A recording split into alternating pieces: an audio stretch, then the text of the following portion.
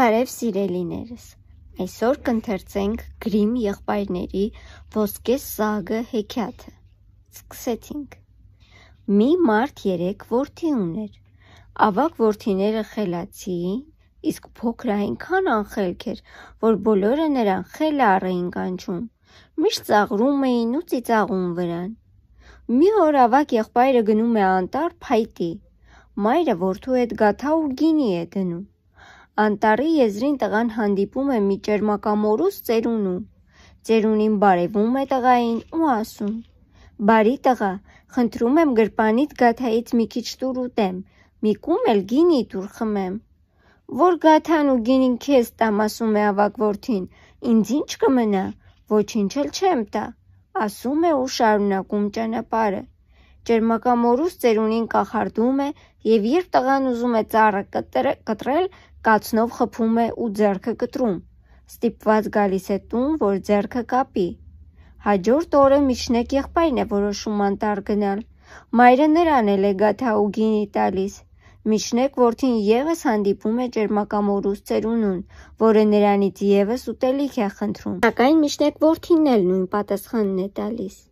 «Քեզ որ տամ ինձ բան չի մնա», ասում է ու մտնում անտառ։ Բայց նա էլ է մեծ եղբոր բախտին արժանանում։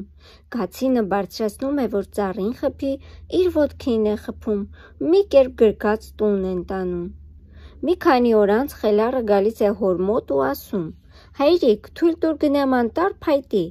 Եղբայրներդ գնացին, միայն իրենց վնասեցին, հոգոց է հանում հայրը, դու ինչ պիտի անես։ Բայց ի վերջո համաձայնվում է. «Լավ, գնա, գուցե մի քիչ խելք հավաքես»։ Մայրը կրտսեր որդու հետ մի կտոր չոր հաց ու մի շիշ թթու գարեջուր է դնում։ Խելառը վերցնում է ու ճանապարհ ընկնում։ Անտառի եզրին հանդիպում է նույն ճերմակամորուս ծերունուն։ Ծերունին բարևում է ու ասում. «Բարի տղա, մի կտոր հաց տուր ու մի կում թող խմեմ քո շշից, շատ եմ սոված ու ծարավ»։ «Հացս չոր է, գարեջուրս էլ թթու», ասում է խելառը, «բայց եթե ուզում ես, արի միասին ուտենք»։ Տղան տոպրակից հանում է չոր հացը, տեսնում է գաթա է դարձել, թթու գարեջուրն էլ գինի։ Միասին նստում են, ուտում, խմում, կշտանում։ «Դե որ այդքան բարի ես և քո մի կտոր հացը կիսեցիր ինձ հետ, ես քեզ մի նվեր կտամ։ Այսին ծառը կտրիր և արմատների մեջ կգտնես նվերդ», ասում է ծերուկն ու անհետանում։ Խելառը ծառը կտրում է, տեսնում արմատների մեջ ոսկե փետուրներով մի սագ է նստած։ Վերցնում է սագն ու ճանապարհ ընկնում։ Գնում, գիշերը վրա է հասնում։ Որոշում է գիշերել իջևանատանը։ Իջևանատիրոջ 3 աղջիկները, տեսնելով ոսկե սագը, շատ են զարմանում, ուզում են անպայման մի ոսկե փետուր ունենալ։ Հենց որ հարմար առիթ լինի, մտածում է մեծ աղջիկը, մի ոսկե փետուր կպոկեմ։ Երբ տղան քնում է, իջևանատիրոջ մեծ աղջիկը գաղտնի մտնում է նրա սենյակը և այն է ուզում էր մի փետուր պոկել, մատները կպչում են փետուրներին։ Այդ պահին միջնեկ քույրն է սենյակ մտնում, նա էլ էր ուզում ոսկե փետուր ունենալ։ Հենց որ ձեռքը դիպչում է քրոջը, այլևս չի կարողանում պոկվել, մնում է կպած։ Քիչ անց փոքր քույրն է գալիս, որ ոսկե փետուր պոկի։ «Չմոտենաս», զգուշացնում են քույրերը, «հեռացիր»։ Բայց փոքր քույրը չի հասկանում, թե ինչ են ասում, մոտ է վազում ու ինքն էլ կպչում նրանցից։ Այդպես ամբողջ գիշեր 3 քույրերը մնում են սագից կպած։ Առավոտյան խելառը վերցնում է իր ոսկե սագն ու ճանապարհ ընկնում։ Նա նույնիսկ ուշադրություն չի դարձնում 3 աղջիկներին, որ սագից կպած վազում էին իր հետևից։ Դաշտով անցնելիս հանդիպում են պաստորին, որը բարկանում է աղջիկների վրա։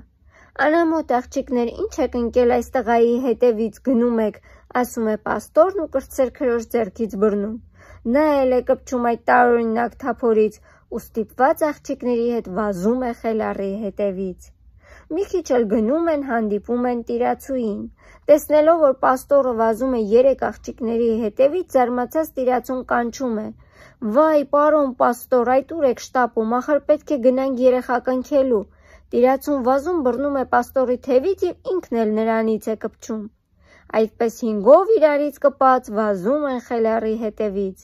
Դիմացից 2 գյուղացի էին գալիս, բահերն ուսերին դրած դաշտից էին վերադառնում։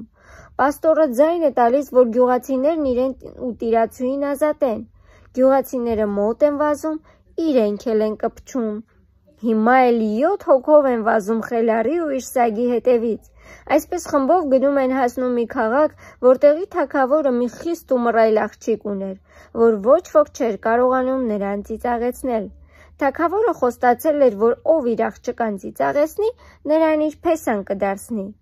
Խելառը լսում է այդ մասին, սագը թևի տակ դրած, ամբողջ խումբը հետևից գցած, գնում է ուղիղ թագավորի աղջկա մոտ։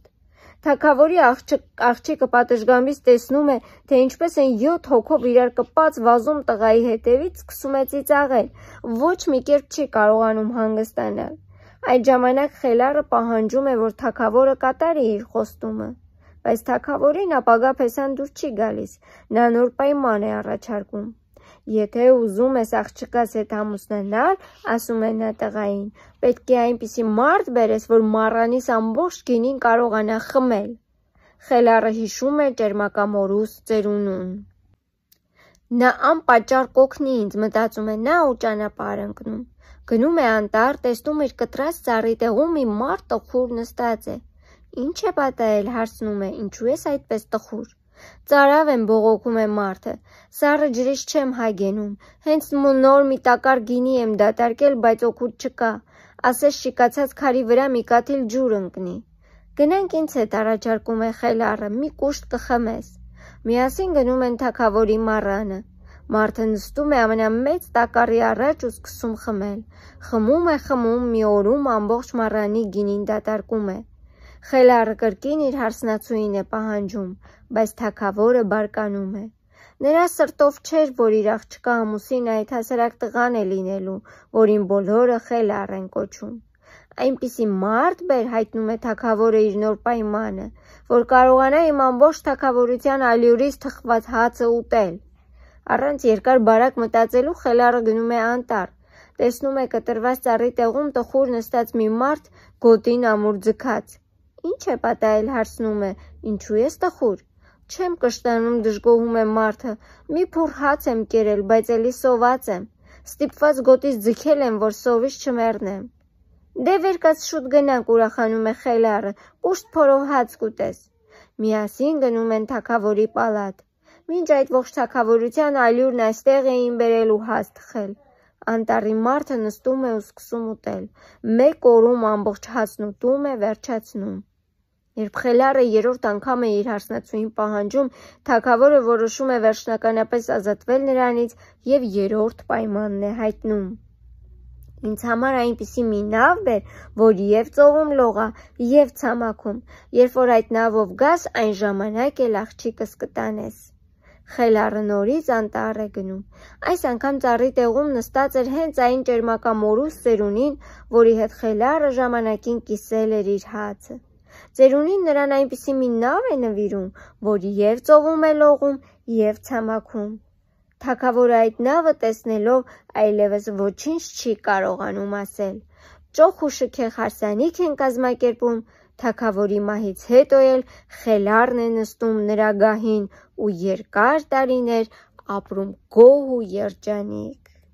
Այսպիսի հետաքրքիր հեքիաթ և ավարտ, սիրելիներս, կհանդիպենք հաջորդ հեքիաթների ժամանակ։ Ցտեսություն, իսկ ձեզ առաջարկում եմ բաժանորդագրվել և սեղմել զանգակ կոճակը։